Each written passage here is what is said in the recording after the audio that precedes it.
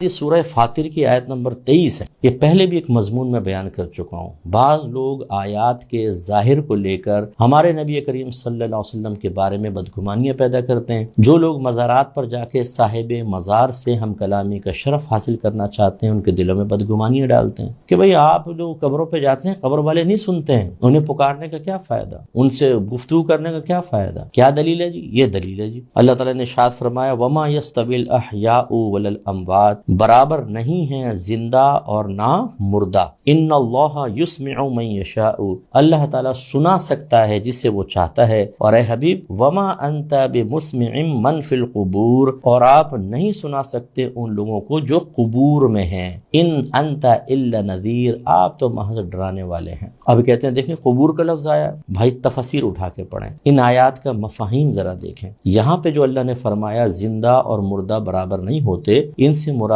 قلبی لحاظ سے زندہ اور مردہ ہیں۔ جس نے نبی کی اطاعت کی، جو ایمان لایا، جس نے قرآن کے حکم کو مانا، وہ قلبی لحاظ سے زندہ ہے۔ اور جنہوں نے اس کی سعادت حاصل نہیں کی، جیسے نبی کریم صلی اللہ علیہ وسلم کے دور میں، خاص طور پہ یہ آیات اس وقت نازل ہوئی ہیں نا، ابھی تو نازل نہیں ہوئی۔ اس وقت بتائیں کون سے صحابہ کرام مزارات پر جا رہے تھے؟ یہ سوال کیوں نہیں کرتے آپ کسی سے؟ تو معلوم یہ ہوا کہ یہ آیات اس زمانے میں نازل ہوئیں، اس زمانے میں کفار منافقین سامنے موجود تھے، اور بہت سارے ایسے تھے جنہیں نبی کریم صلی اللہ علیہ وسلم نے مکی زندگی میں اور بہت ساروں کو مدنی زندگی میں آ کر دعوت اسلام دی ہے، لیکن نہیں مانا انہوں نے، وہ قلبی لحاظ سے مردہ کہلائے۔ اللہ تعالیٰ یہ فرما رہا ہے زندہ اور مردہ برابر نہیں ہو سکتے۔ تفسیر اٹھا کے پڑھیں، ہماری آپ کی بات یہی آپ کو ثبوت نظر آئے گا۔ پھر یہ جو فرمایا کہ بے شک اللہ تعالیٰ سنا سکتا ہے جس کو چاہے، یہاں سنانے سے مراد یہ ہے کہ قبولیت کا سننا۔ ایک ہوتا ہے دیکھیں آپ کوئی بات سنتے ہیں مذاق میں اڑا دیتے ہیں، ایک ہوتا ہے بچوں کو سمجھا رہے ہوتے ہیں، آپ سمجھا رہے ہیں وہ ادھر کو دیکھ رہے ہیں، سن رہے ہیں،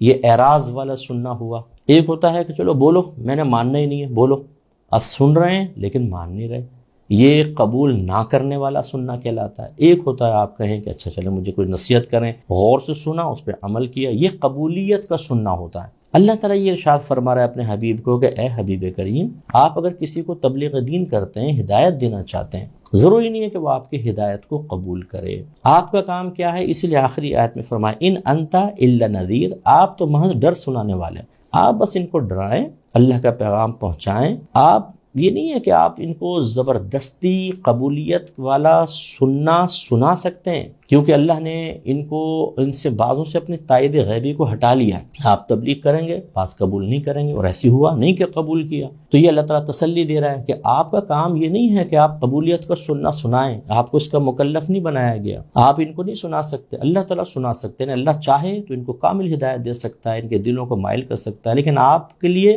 یہ کوئی لازم نہیں کیا گیا، لہٰذا آپ خالی ڈرائیں، مانتے ہیں ٹھیک، نہیں مانتے تو ان کے لیے آخرت میں سزا ہے۔ اور یہاں جو یہ فرمایا کہ وما انت بمسمع من فی القبور، اور آپ نہیں سنا سکتے انہیں جو قبور میں ہیں۔ کیا نبی کریم مزارات پہ جا کے گفتگو کر رہے تھے اور پھر آیتیں نازل ہو گئیں کہ جو قبر میں ان سے باتیں کیوں کر رہے ہیں آپ؟ سیدہ عائشہ صدیقہ رضی اللہ تعالیٰ عنہ کہتی ہیں جب نبی کریم صلی اللہ علیہ وسلم انتقال فرمایا، آپ دفن کیے گئے، تو میں بلا جھجک چلی جاتی تھی کیونکہ آپ میرے شوہر تھے۔ پھر حضرت ابوبکر صدیق رضی اللہ تعالیٰ عنہ کا وصال ہوا، آپ کو قبر میں رکھا گیا، میں بلا جھجک جاتی تھی کہ ایک میرے شوہر ہیں اور ایک میرے والد ہیں۔ لیکن جب عمر فاروق رضی اللہ تعالیٰ عنہ کو دفنایا گیا تو میں باقاعدہ اپنے آپ کو ڈھک کر اور احتیاط سے جاتی تھی، کیونکہ اب ایک نامحرم تھے۔ اس کا مطلب ہے کہ وہ تو جان رہے ہیں کون آ رہا ہے، سیدہ عائشہ ان کی رعایت فرما رہی ہیں۔ آج کتنے لوگ جا کے مزار رسول پر سلام عرض کرتے ہیں۔ خود نبی کریم صلی اللہ علیہ وسلم نے جب قبرستان تشریف لے گئے تو فرمایا السلام علیکم یا اہل القبور۔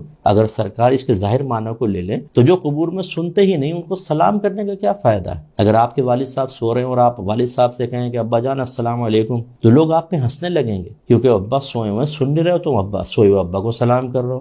سوئے ہوئے کو سلام کرے تو بے وقوفی، اور جو دنیا سے فوت ہو جائے اس کو سلام کرے اگر وہ سنے نہیں تو یہ کیا ہے؟ پھر یہ تو اور بڑھ کر کچھ چیز ہوگی۔ اور کیا میرے آقا صلی اللہ علیہ وسلم ایسا خلاف حکمت کام کر سکتے ہیں؟